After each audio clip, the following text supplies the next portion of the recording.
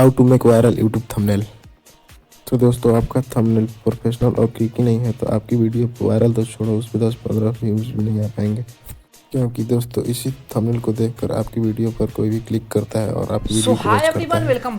अगर आपका thumbnail boring और अप्रोफेशनल होगी तो आपकी वीडियो को कोई नहीं क्लिक करेगा। तो दोस्तों आज की इस वीडियो में अट्रैक्टिव और क्लिकी थंबनेल बनाने के लिए सिखाने वाला हूँ। तो चलिए अब हम अपने वीडियो की ओर बढ़ते हैं। अगर आपको वीडियो अच्छा लगा तो वीडियो को लाइक करना, चैनल सब्सक्राइब कर दें।